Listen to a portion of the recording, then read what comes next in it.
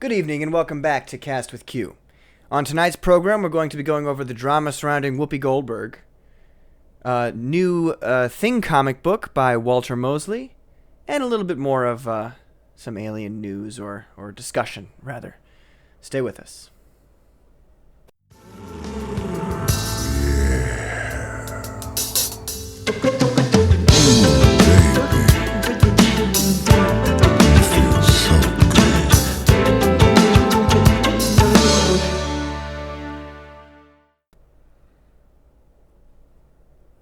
All right, we're back, ladies and gentlemen. So I've already recorded this podcast. I recorded it once last night, actually. And unfortunately for me, I am not good with technology, and technology is not good with me. So I only recorded the video for approximately like a third, maybe, of the whole podcast. So here I am doing it again. Hopefully this time I won't say as many stupid things, but, you know, we'll find out. Let's get it rolling here. Let's talk about some comic books. Here, just in time for the Doctor Strange movie, Multiverse of Madness, his second movie, which has been a long time coming, and is actually something that I'm pretty excited for. Ryan Reynolds he's on IMDb as being cast in the movie, so that's almost like a soft confirmation that Deadpool will be in the film.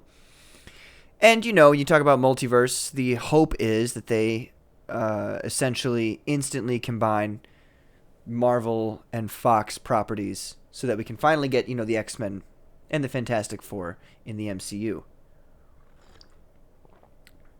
It doesn't seem likely because America Chavez seems to be one of the main focuses of the film. For those of you who don't know, America Chavez is a loser, a nobody, not even a D-lister, like an E-lister, maybe. For me to describe to you who America Chavez, I mean, it doesn't. It's kind of a boring thing to begin with. She's this superhuman female that comes from this place that is heavenly and perfect, and you want to know why it's heavenly and perfect? Because there's only females who live there. So that's how everything works, you know. If we could just get rid of all those men, everything would be great. So anyway, America Chavez is kind of a lame character, and she's another person to take up the mantle of Captain America. And I think you guys know, well, you probably don't know how I feel about mantles. There's no such thing. For a lot of these characters, it's not a mantle. It's just the character's entire costume and, you know, power set being grafted onto somebody else who's not that character. Anyway, let's keep moving forward. Just in time for the Doctor Strange movie, we have Doctor Strange getting killed, yo. Look at this. This is the cover to issue number 2 of The Death of Doctor Strange. I wonder what's going to happen in this one. So you can see here you got Ben Grimm, Iron Man, Cap, Black Widow, Hulk, and Spider-Man. Well, honestly right now I'm thinking of like, let's assume that that's like a really heavy casket, right? You got some big heavy, and then you got, I guess Hulk kind of makes up for the other two there. Spidey and Hulk would equal the same strength as Iron Man, Cap, and Thing. Yeah, well, maybe. Spidey's very strong, but Thing is very strong too. Everybody, that's another thing. These writers these days don't understand how strong the characters are. Anyway, Doctor Strange is being replaced by his ex-wife, Clea. Ooh, that's kind of embarrassing, yo. It's one thing to die. It's another thing entirely to die and then be replaced by your ex-wife. And you can see that's the whole purpose. Look, I've got the 2 covers here. One where the skull is whole and complete. Looks like a... I don't know what it looks like, but it looks like a skull with tentacles coming out of it. And then here's the next one where the skull is broken. And Doctor Strange has boobs. Nope, that's Clea. Sorry. I'm sure they would have gone that route if they could have. I'm sure. But they didn't. Let's move on to some more news. Speaking of nonsense in comics, we have the Eternals, right? The Eternals. They're not popular. Nobody likes them. Really, the only people who did like the Eternals liked them when it was Jack Kirby's visionary treatment of them. They weren't interested in this new, what they've got going on now with, they've got some big names on it. I think Neil Gaiman's on it, if I'm not mistaken. And then this person, Kieran, what's the last name? Kieran Gillen. So let's read it here. Marvel's latest gimmick is a desperate attempt to make the Eternals popular. I like this opening. Remember how Marvel successfully established the Inhumans as a popular super team on the level of the X-Men and the Avengers in one of the few successful attempts by a publisher to force synergy between their comic books and their cinematic endeavors? No. No. Nope, don't remember that. And that's right, because I mean, the Inhumans are a hard group of people to work with. I don't like the characters very much personally. I think they're kind of a bunch of snooty racists. But that's just me. You can think whatever you want about the Inhumans. And, maybe because there's a point at which I stopped being interested in the Inhumans because of my opinion on them, so I didn't read the rest of the comics. So if there's something out there that you think I should read, please tell me. And you better not say something by fucking Jonathan Hickman. Okay, here we go.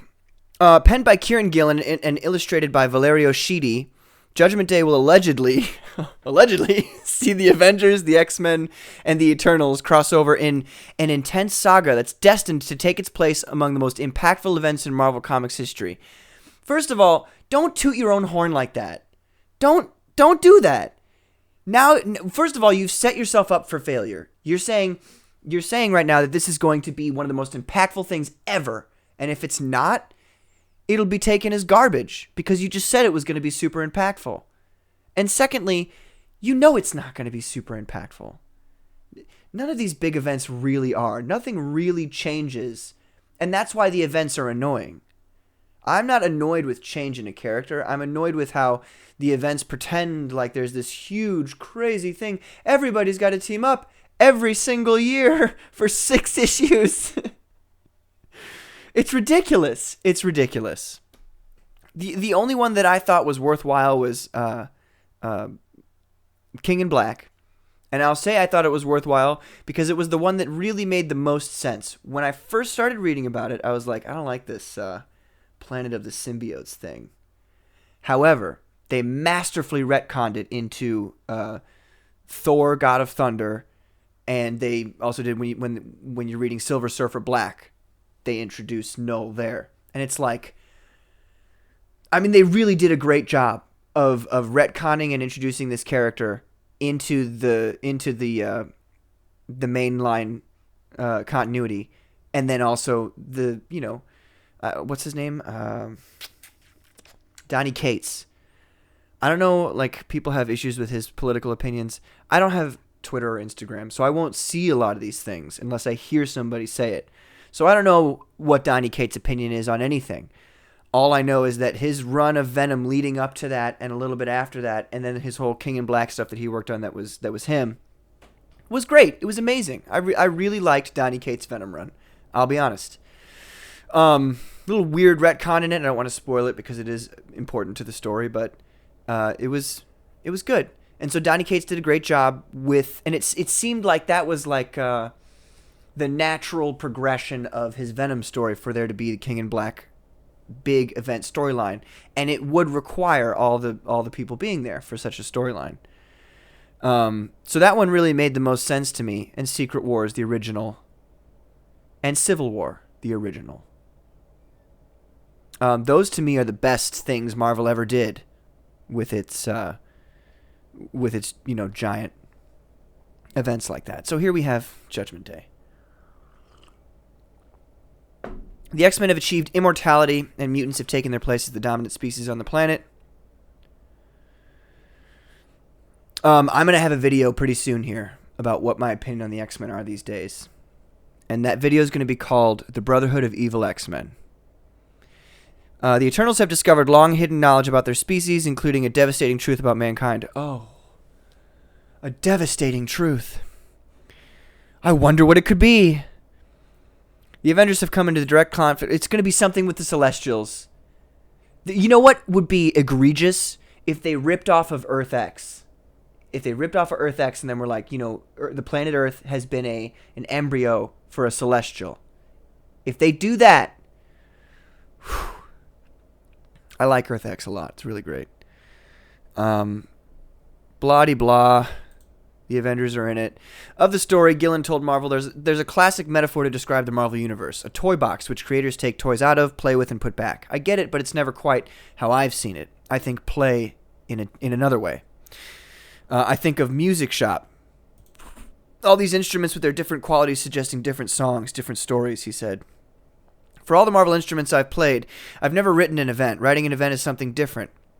It's not like playing an instrument. It's having all the instruments in the Marvel Music Shop. That's not like writing a song. That's like writing a symphony. Well, if history is any indicator, the symphony is going to sound somewhat like this.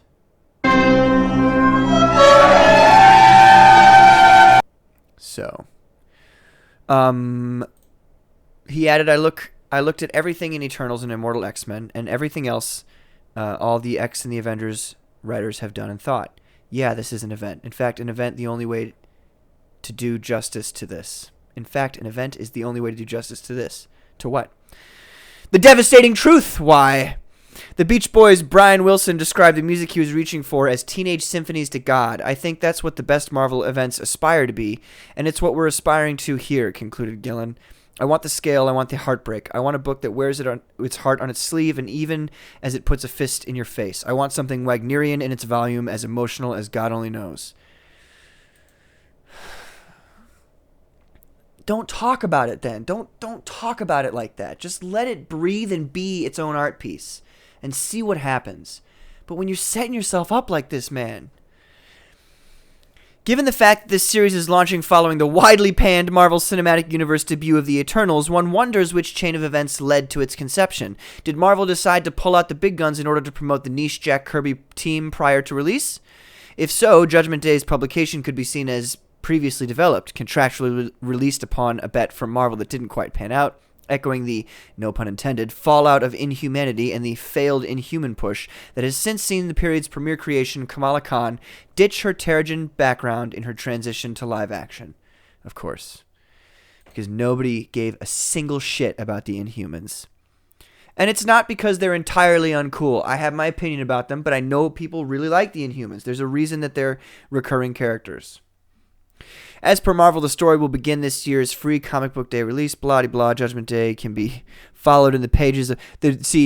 after that, the lead up to Judgment Day can be followed in the pages of Eternals, Immortal X-Men, X-Men, and Avengers titles. So you're just going to have like 3 to 4 titles, issues for these titles, and where you're going to be reading about this big event that you don't give a single hoot about when you just want to read a story about, say, the Avengers or the X-Men. Or the Immortal X-Men. I guess there's 2 teams now. Oh, after I found out that they... Let's not get into it. I'm going to get too mad if we talk about that. I'm not going to talk about it. In more news, not good news, but more news. Seems that Spider-Man here, our boy Spidey, he might be breaking up with MJ again. They just don't want him happy, do they? So they've currently got Ben Reilly as Spider-Man right now because the real Spider-Man is in a coma. Another thing, it's just these gimmicks, man. These gimmicks are kind of ridiculous. Yeah, so they've got this picture here. You can see it. It's the cover. It says... The best couple in comics is done. You aren't going to believe what is happening in this volume of Amazing Spider-Man. So you know they're the best couple in comic books. Why do you keep trying to get rid of them?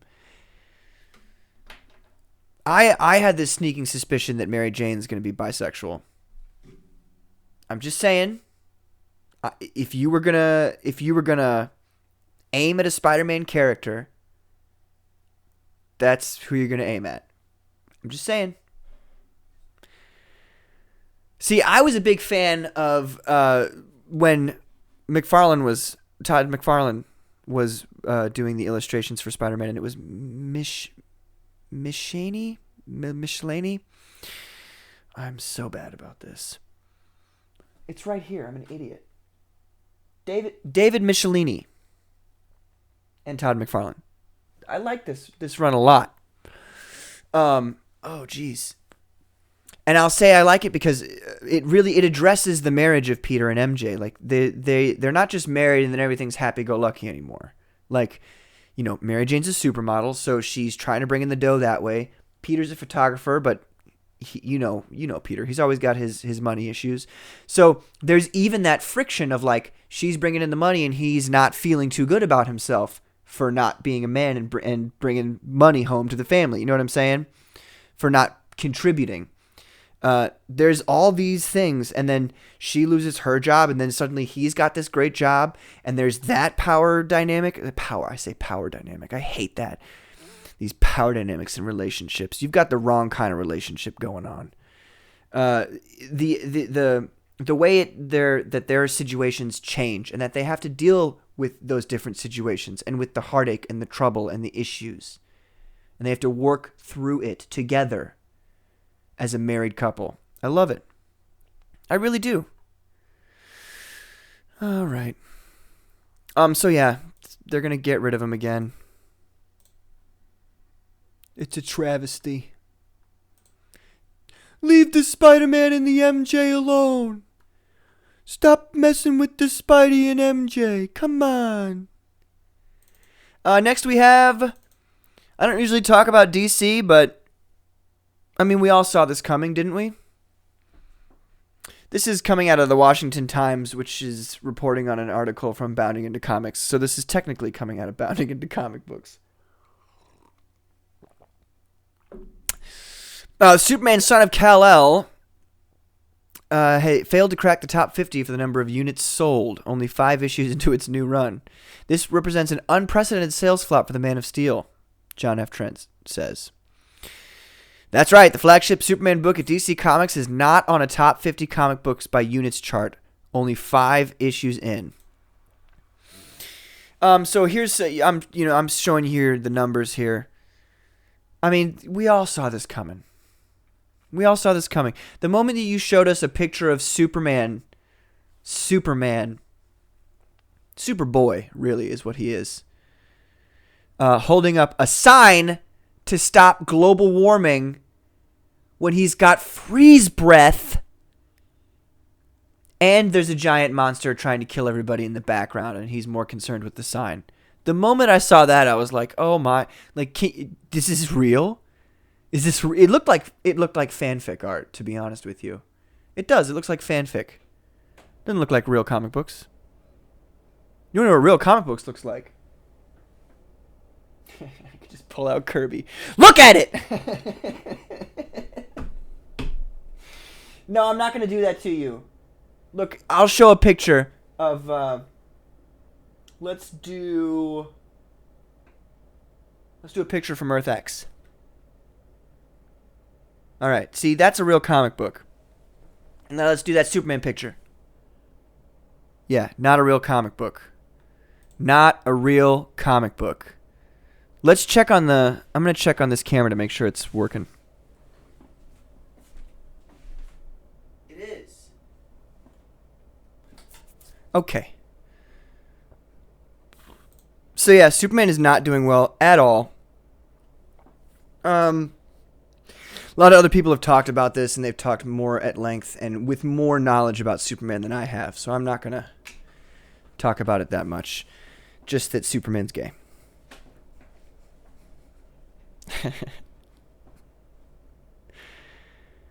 They say he's bisexual, but he's not. Oh, did you think that I was... No, I was being specific. I was being very specific. Superman is only attracted to men. He's not really attracted to women anymore. Women just don't have it anymore, you know? They just don't have that... Okay. There's a fun comic book story after this one, so I'm going to do this last one, this annoying story here. We got Tessa Thompson, Valkyrie from Thor: Blood and Thunder. Looks like an interesting movie. Maybe. I don't know. If Thor becomes more of a loser than they made him in Endgame. Do you remember Infinity War Thor? He was such a badass. Do you remember when he portaled into Wakanda and then he jumped into the air and lightning was coming out of his eyeballs and the whole sky darkened behind him and you were like, I don't think I've ever seen, like, in my life I had never seen something in regards to Thor that was so cool, that made me want to like him as like my favorite character when I saw that. It was like, oh, whoa, Thor is badass. And then he became a complete loser in Endgame. So that's what we're going to see in the next movie. Thor still hates himself and he's fat and he's a loser. He's fat and a loser because he's a loser because he's fat. But he's fat because he hates himself. And he hates himself because the writers want him to hate himself.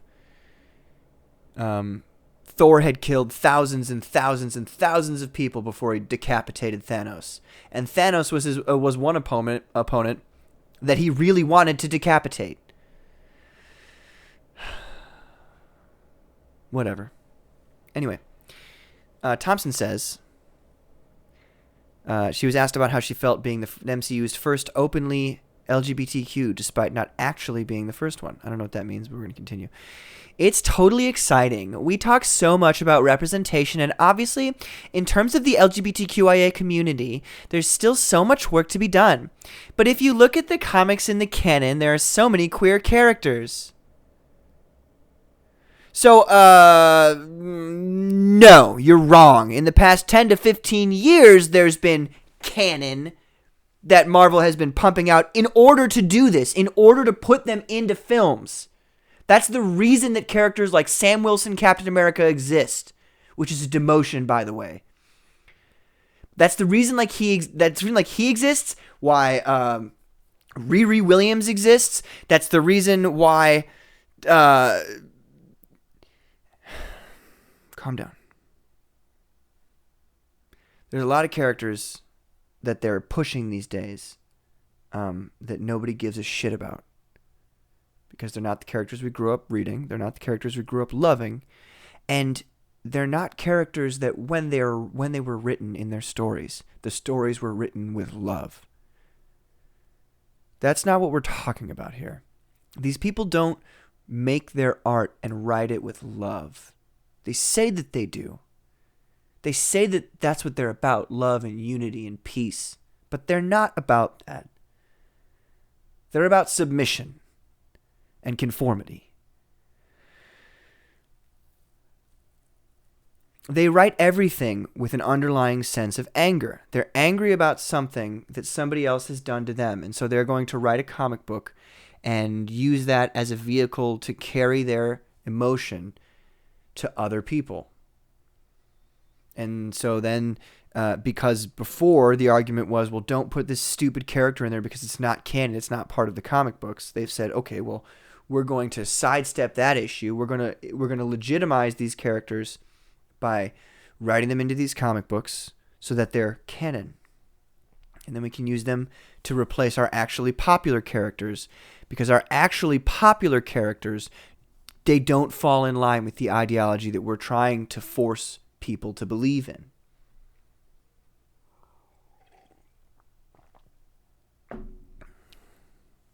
And that ideology, in a nutshell, is the lack of responsibility. That it's somebody else's responsibility. For what? Take your pick. So anyway. Yeah, she wants to... We're going to get a lot of lesboidal face sucking in this one here. I'll betcha. And I betcha. Parliament, anybody? That's Funkadelic, isn't it? What a betcha. Yeah, that's Funkadelic. Okay, let's move on from that. It's stupid. Here's a fun story. because last time I went over the Punisher's his brand hot new look, and it's not good. And it's nice to see that there's people on here who know that, and they want to comment as well. So we got Mike Barron, who used to be a Punisher writer. He says that the direction of the character is asinine. Here's a quick description of the series according to Marvel. As the Punisher, Frank Castle's become the most accomplished killer the world has ever seen.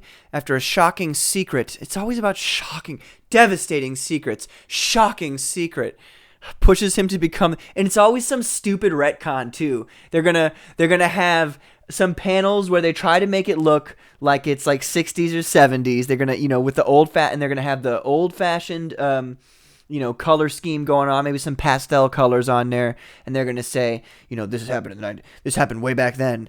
They always do that. The shitty retcon classic, a devastating, shocking secret. He now serves the Beast. Now, the Beast, in my mind, I've not read. I don't know what the Hands Beast is, but the Beast sounds like an agent of Satan, if you will. Lucifer, if you want to call him that. So I don't know how the Punisher could go from like caring about humans to just being like, I'm gonna serve the devil. That makes sense.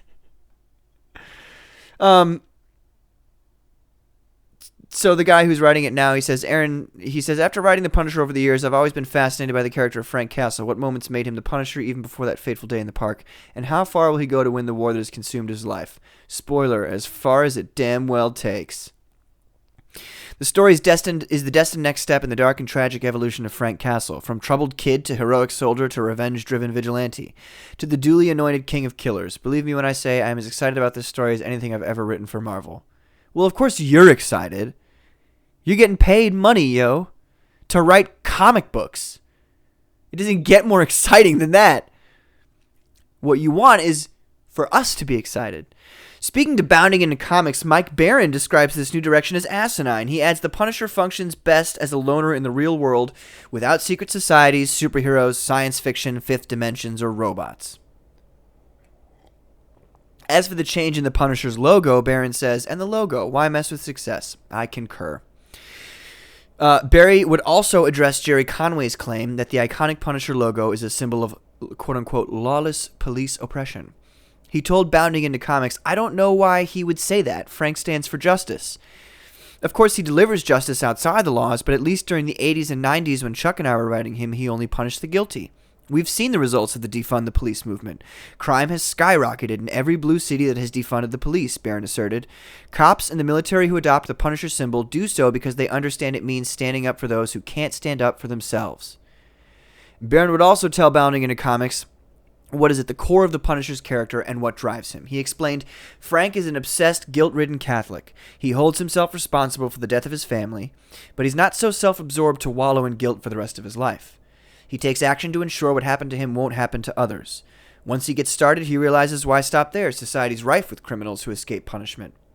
He sees it almost as a holy calling, and every week he goes to Mass when he can and takes confession. Finally, Barron told Bounding Into Comics what he would do if he was given the chance to write the Punisher again. I kind of skipped over a slide here about confession for the Punisher. Because a lot of people might think here, if you don't know anything about the Catholic faith, that they just roll up into the confessional and they're like, yo, here's my sins, priest. Well, that takes care of that. That's not how it works. Because, well, I mean, you've got to think about it from a spiritual perspective. Your soul and what you're thinking inwardly, while it cannot be seen or heard by the priest, it is seen and heard by the eternal creator. So it doesn't matter. Like, if you're not sorry for what you did, saying it to a priest you're not gonna get forgiven for that sin because you don't want forgiveness. Now, Bounding Into Comics asked Barron if Punisher can really, if he's really making a good confession, because is he really sorry for having killed these guys? And he responds by essentially stating it's illogical, or not illogical. It's a what's the word I'm looking for? The Punisher is sorry for killing those people because he knows that killing people is wrong, but he feels like it's his duty to kill people, so he's gonna keep doing it. Anyway, I just wanted to point that out there. So finally, Barron told Bounding Into Comics what he would do if he was given the chance to write the Punisher again. I would continue to write him as I did during the first 3 years as a straight crime comic, he stated. Excuse me. We all know where the Punisher would be right now. On the southern border, dealing with coyotes, snakeheads, terrorists, and child molesters pouring across the giant invitation mat laid out by the present administration. Amen to that. Barron continued, I've always wanted to send him after crooked politicians as well. Can you imagine the fury that would ignite? Can you imagine criminals patterned after members of the current administration or people who've been in Congress for 30 years and have only managed to line their own pockets? Well, I can, and I'm working on a new title with Jerry Kissel that would do exactly that, he concluded.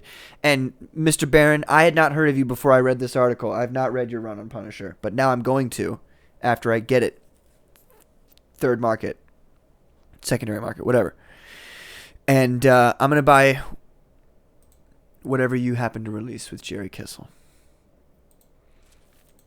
So, yeah, that's that Punisher story there.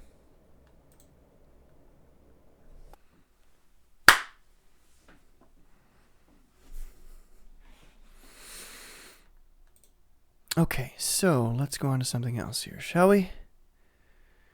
Talked about that. Movie news. Well, let's go back to comic book news right quick. So there's Image is in trouble. There's a union now, a comic book workers union. It's called Comic Book Workers United. Over at Image. And they've got a lot of issues with people because that's what unions do and are. But I just want to say they shared a list of 9 goals to their website, one of which includes the addition of a collective voting option to immediately cancel publication of any title whose creators have been found to have engaged in abuse, sexual assault, racism and xenophobia, homophobia, transphobia, anti-Semitism, which would technically be racism, wouldn't it? Islamophobia, ableism, etc., until such a time as said creators have engaged in meaningful reparations toward affected persons. So what they're saying here is they want you to bend the knee. They want you to be an ideological slave to what they think, to what the community thinks. What they're saying is that they want you to write the same shit that they write. What they're saying is that free thought and freedom of expression is now dead at Image Comic Books. If it wasn't dead before, it is now officially dead. How pathetic. Because you know that when they say all this, if you're found of sexual assault, racism, xenophobia, you know that if you just voted for Donald J. Trump, they'd be like, get him out of here. He's not allowed to release a comic book. Why? Because you're a racist. Fascist pig. That's what they'll say to you. Oh my God. Okay.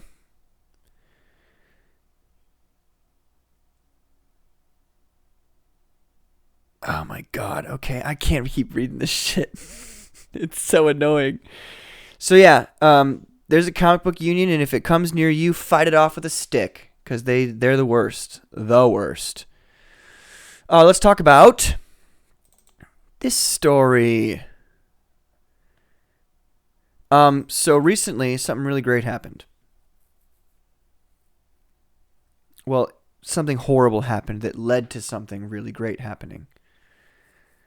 Due to... it's on the screen here. You can see it. Obviously, this event is really disgusting and awful and horrible. I don't want to read it, so I'm not going to. But yeah, Russia has decided that if you're a pedophile, that you're going to be shipped off to a penal colony in harsh polar regions, which I think is probably the greatest idea that's ever been had by the Russian government in the history of the Russian government. I mean, there's a strong argument to say that everybody who engages in this type of activity should be, should get the death penalty. There's a strong argument to that, and I wouldn't say I'm entirely against it.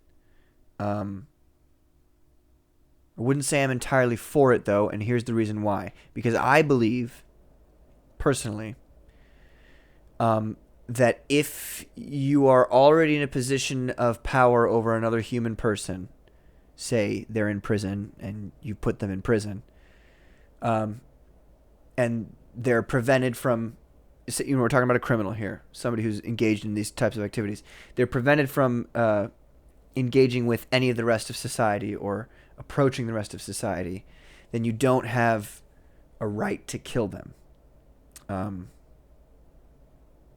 But at the same time, there's a strong argument to say it'd be a very good, what's the word? It would encourage people to not engage in those activities were they to know you would get the death sentence upon doing it. I don't know. This seems like the best of both worlds here because it is a death sentence, essentially. It's a life sentence to work in a Arctic mine, a Siberian work gulag. Totally fine with this. Totally fine. Anyway, I thought I'd mention that because, because I want to say positive things about Russia. How could he? I want to say positive things about Russia. Russia should be our ally. They are really our allies. But we don't treat them like that because we're so damn afraid of what the media tells us to be afraid of. So here we're going to get into our main story here, ladies and gentlemen. We got Whoopi Goldberg coming out hot with a hot take about the Holocaust. All right, so I'm laughing because I think it's hilarious that she's this stupid. She's this stupid. I don't think that she knows what she's talking about and then said something that was offensive. I don't think that's what happened. I think she's just this dumb that she didn't realize what the Holocaust was about. Okay, so, and this all comes from the graphic novel Mouse being removed from a Tennessee school district's curriculum, which is stupid and also asinine, because you should read that too if you have the chance. Read Mouse. It's good. Things that show you truths, no matter how uncomfortable they might be, are good. You should look at that. During the discussion, Goldberg stated, "If you're going to do this, then let's be truthful about it, because the Holocaust isn't about race. No, it's not about race." When Joy Behar countered, saying they consider Jews a different race, Goldberg responded, "It's not about race. It's not about race." Oh, okay, here we go. When asked what she thinks the Holocaust is about, Goldberg answered, "It's about man's inhumanity to man." That's what it's about. These are two white groups of people, she then asserted, but you're missing the point. You're missing the point. The minute you turn it into race, it goes down this alley. This alley? It's been down this alley the whole time, sweetheart. Let's talk about it for what it is. It's how people treat each other. It's the problem. It's a problem. It doesn't matter if you're black or white, because black, white, Jews, Italian, everybody eats each other, she continued. Why? If you're uncomfortable if you hear about Mouse, should you be worried? Should your child say, "Oh my God, I wonder if that's me"? No, that's not what they're going to say. They're going to say, "I don't want to be like that." Most kids, they don't want to be cruel, she added. Okay, I suppose there's nothing egregiously wrong about that. After Ana Navarro asserted, it is necessary for kids to learn about the Holocaust, Goldberg added, to learn about man's inhumanity to man, however it expresses itself. She's got to hammer that home. Because it's not about race, right? Goldberg would then apologize for her comments on Twitter, stating, on today's show, I said the Holocaust is not about race, but about man's inhumanity to man. I should have said it is about both. She can't even apologize correctly. As Jonathan Greenblatt from the Anti-Defamation League shared, I wonder if he's Jewish, the Holocaust was about the Nazis' systematic annihilation of the Jewish people, who they deemed to be an inferior race. I stand corrected, Goldberg stated. Right. Now, it doesn't appear as if Mr. Jonathan Greenblatt goes on to specify what the Nazis actually believed about race, which is interesting. Nobody really wants to ever talk about that, do they? The Jewish people around the world have always had my support, and that will never waver. I'm sorry for the hurt caused, she concluded. Written with my sincerest apologies, Whoopi Goldberg. Never waver. It fucking just wavered. What? Okay. She went on to the Stephen Colbert Show to apologize again, but she still didn't apologize. She said, because I feel being black, when we talk about race, it's a very different thing. Girl, you're brown. Look at you. You're brown. I'm just making a point that race is a construct and it's stupid. And when you call yourself black but your skin color is actually brown, it's like you're not saying that you're a black or a brown person. You're saying that you identify with this group of people who identifies as black people, not people with brown skin. I hate all this bullshit, man. It's so fucking annoying. Because these people, they can't even get behind the concept that all of this is bullshit and that none of it matters. We'll continue here. So I said I felt that the Holocaust wasn't about race, Goldberg says. And people got very, very angry and still are angry. Yeah, because you're a jackass. I'm getting, all of the mail from folks in very real anger because people feel very differently. They don't feel differently. They know differently because you're an idiot. But I thought it was a salient discussion because as a black person, I think of race as being something that I can see.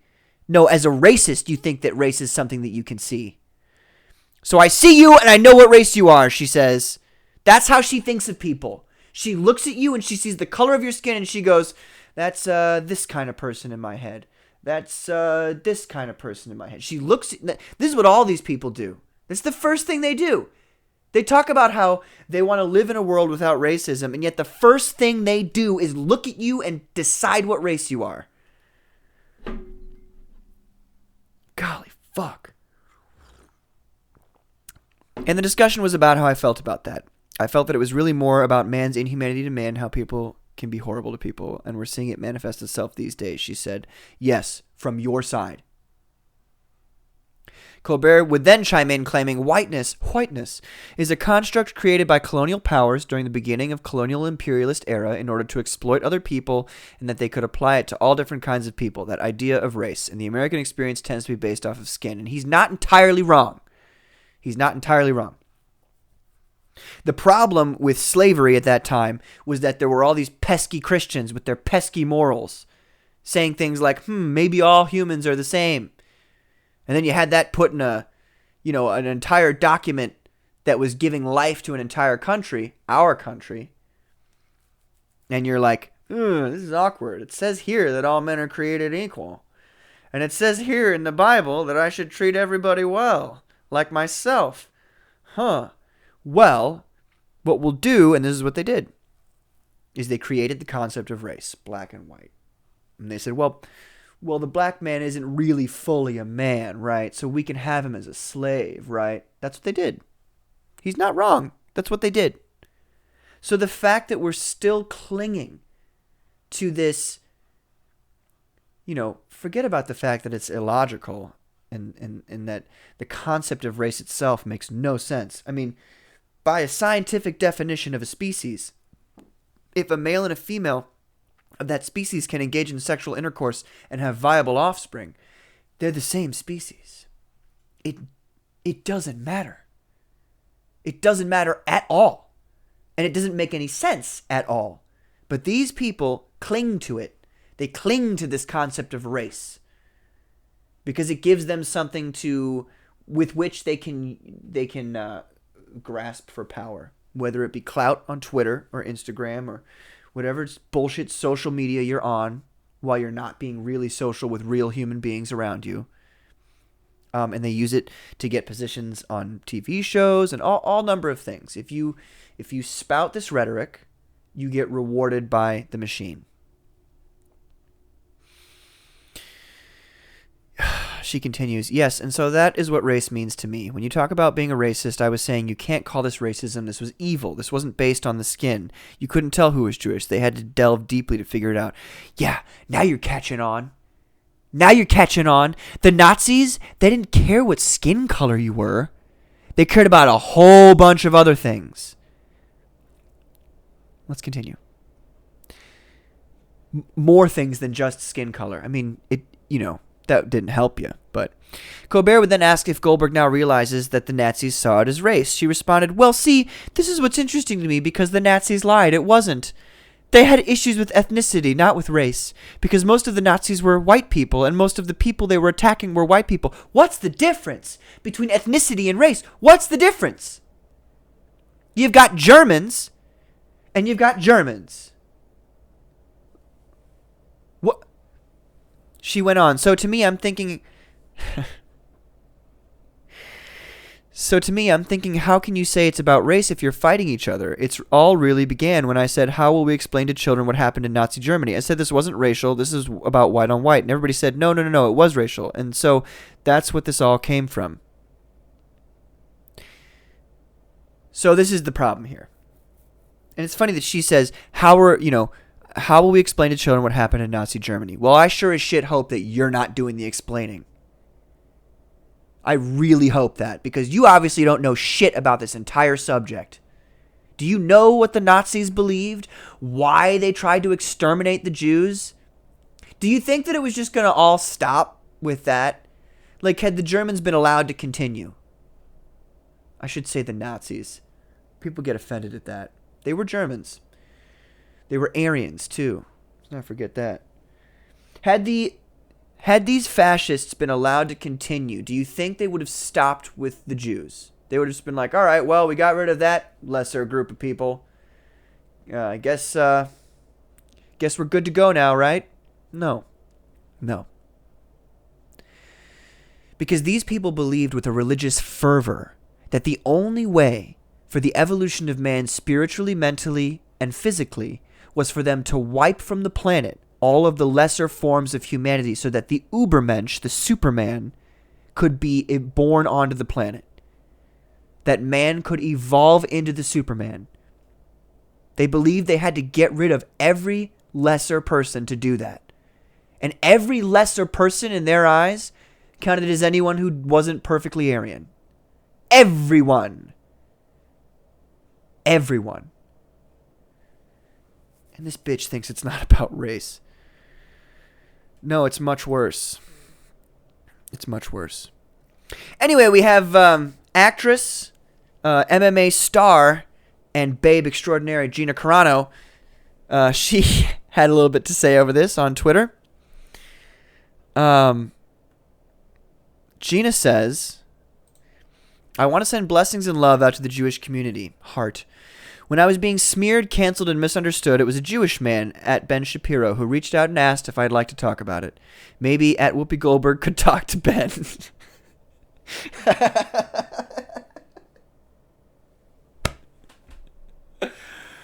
Oh, as an Australian friend of mine said, not bloody likely, mate.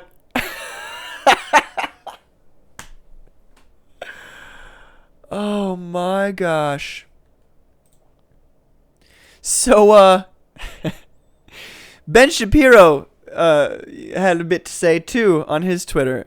He says, Whoopi Goldberg, explaining that the Holocaust wasn't about race because these were two groups of white people, isn't just insipid, it's insidious. It's downplaying the minority status of Jews in order to uphold bullshit intersectional arguments that justify anti-Semitism today. He's right. Impersonations aside, Ben Shapiro is an incredibly intelligent individual. And he's right about most things that he says. If Whoopi Goldberg had ever expressed sympathy with the conservative cause in her entire life, she'd be out of a job today. But leftism confers immunity from anti-Semitism concerns, as we already know from Ilhan Omar and Rashida Tlaib. And he's He's right. He is 100% correct. She's going to be safe. She gets a slap on the wrist and a 2-week suspension. Oh, you said something factually false about the Nazi party. Slap. Don't do that again. Did you apologize? Not really? That's okay. We'll take it. You're special, Whoopi. You're special to us, and we want you here. We want you with us, Whoopi. Come on. Come on back, girl.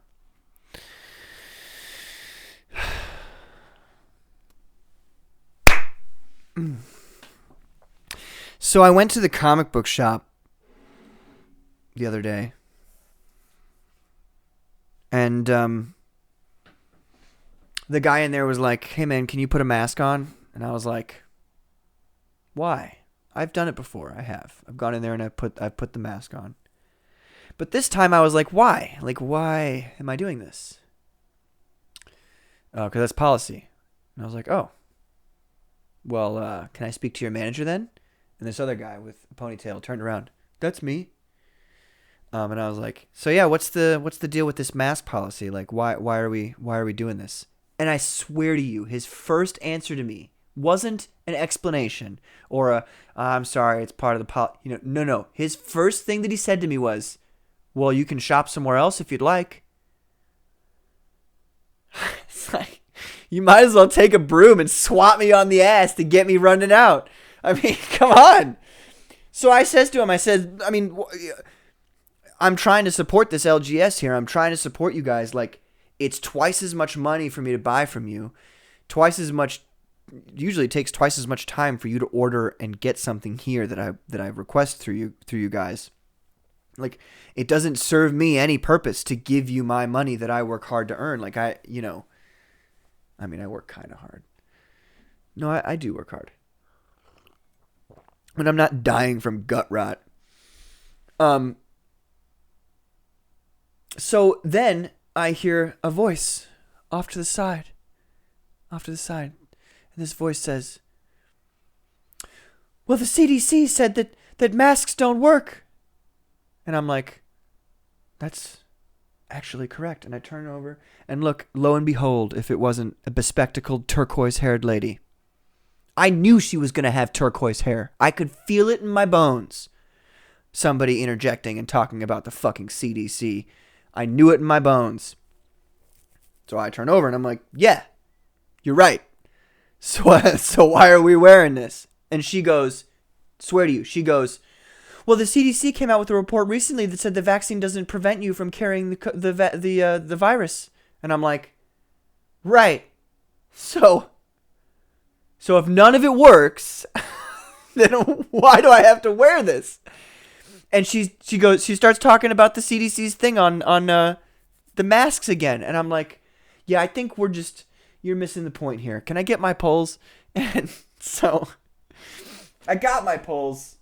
So let's go over some of these here. First of all, Kieran Gillen, the writer of that Judgment Day event by Marvel. Don't know how that's going to be. Don't know how his Eternals run is. Don't care. The Eternals are stupid. What's not stupid is his other IP here. Once and Future. Which is obviously a play on the Once and Future King by T.H. White. A classic. Probably my favorite novel of all time.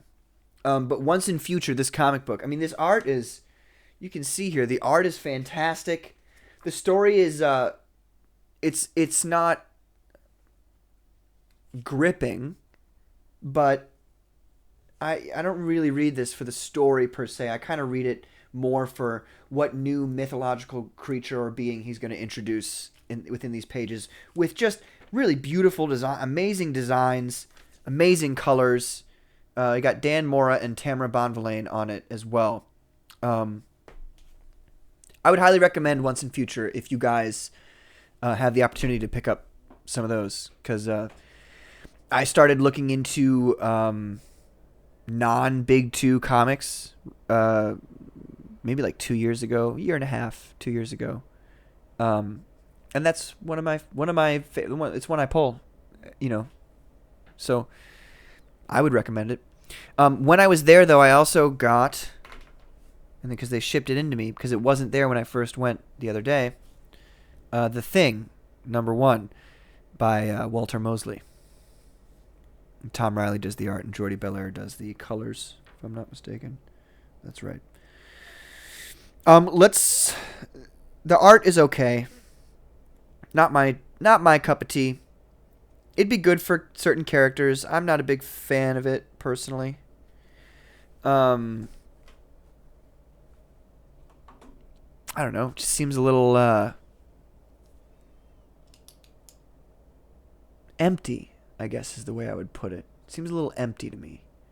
Belair does a good job with the colors though, adding in I don't know, some oomph to the illustration, but that's really the best thing to say about this, to be brutally honest with you folks. I mean, well, this cover you can see this looks like baby's first Thing comic. I've seen the variant. Wish I got the variant.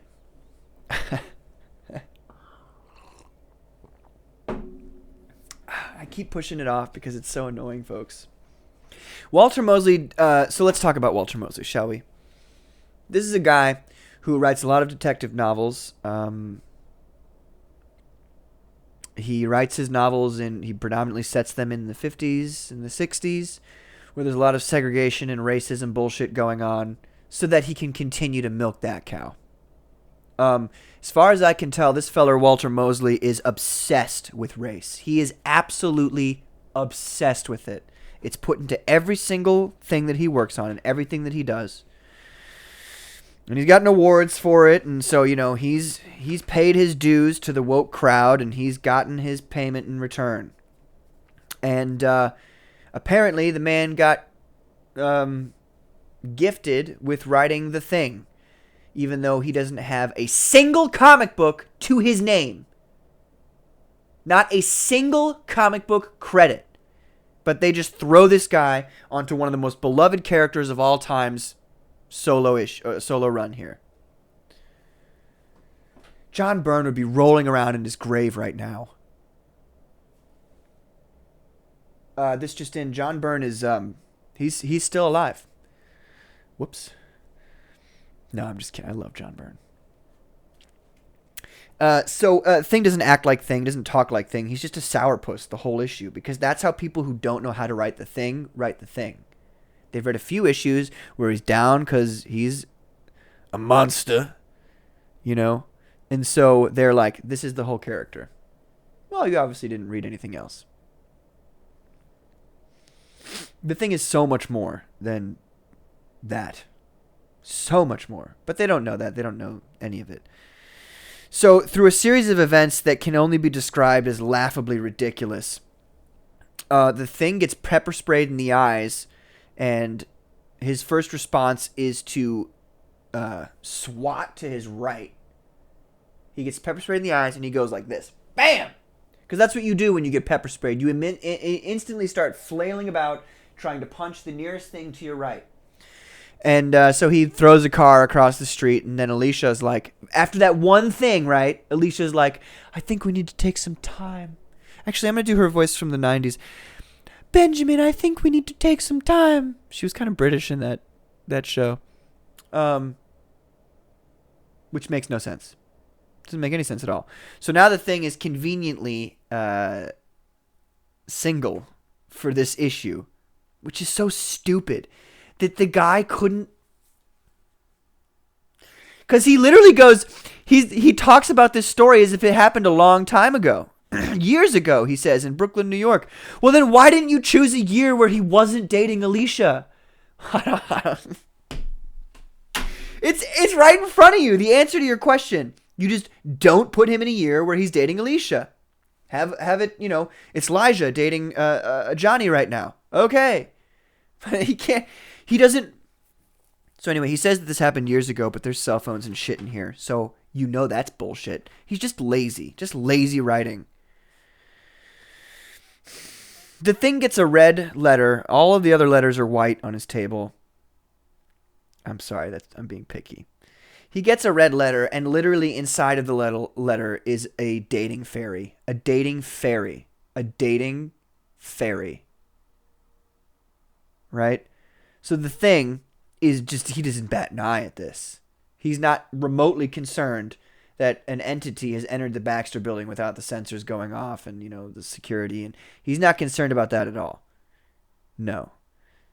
This fairy's like, yo, we want to make you our perfect study. We gotta set you up with somebody perfect. And Thing says, I'm going to sleep, which is exactly what I would have said. And then gone like this. Squished her. So he has a dream about everybody and everything dying. And immediately after this dream of horror and death and brutality and gruesomeness, he signs up for a dating website. A magical dating website. So that all makes sense too. That's when I wake up in a sweat and I literally hop out of bed and go to the window holding my head like, oh, that was such an awful dream. I really need to join Match.com. So the fairy's like, you ready to apply? And he's like, what are most people looking for in your service? And she's like, you tell me what you want and I'll translate it into the system. Height and weight. 6'6" and about 432 pounds. Race. Non-white. I was waiting for it. I was waiting for the moment that Walter Mosley made The Thing about race. I was waiting for it. And there it was, ladies and gentlemen. It happened right there. And I'll get more. We'll get more as the issues go on. Whether or not I'll buy them, I don't know what's going to happen with that. I don't know. I don't want to give this guy money. Non-white. So let's break it down. What has happened here? Walter Mosley is a man of African and Jewish descent. He's obsessed with race, and he can't get it out of his head, so that's all he ever writes about or does.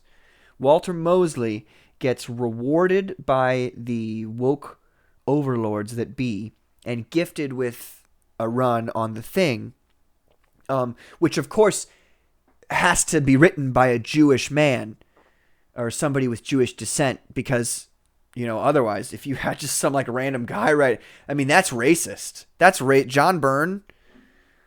I'm pretty sure he's not Jewish, and so him writing The Thing, it's unacceptable. So what Walter does, good old Walter here, he does what most of these woke losers do, and he does a self-insert. So now The Thing, Walter Mosley's writing The Thing as if he's him. And so The Thing will react the way Walter Mosley reacts to these types of things. And Walter Mosley wants you to know that The Thing, he could have said Jewish, he could have said, really, you would just say Jewish, because that's what he is. He could have said Austrian, because technically The Thing is based off of Jack Kirby, who was Austrian and Jewish. He could have said that. But no. Walter Mosley wants you to know. He wants you to be damn sure that The Thing is not white. And you might be saying, oh, he's just making a joke about his rock skin or his orange skin. Then why didn't he say orange or rock? No, he wanted you to know, sure as shit, he's not white. So, you know what this means, though, ladies and gentlemen. And it's really a masterful play. It's a masterful play on Marvel's part. DC came out with Superboy, and he likes boys now, and so he's gay, and that's a big move. Superman is gay. They've got a gay Superman. So how does Marvel... they're now in the ditch. They're in the SJW. They better find something fast. They better make some character fast. So Marvel, they're playing some 4D chess here. You know what they did? They made the first transracial superhero. First transracial superhero. The Thing. Brilliant. These guys... can we give... Pulitzers to comic book writers? We've got to. We've got to now. We've got to. So, yeah. You just can't escape it these days, can you? Well, you can, and I'll explain how. One of these days, soon here, as soon as this run, I was thinking of a different word. As soon as this run is over and done with, I'll review it, but I'm going to review it alongside and in comparison to an equal number of issues from John Byrne's run.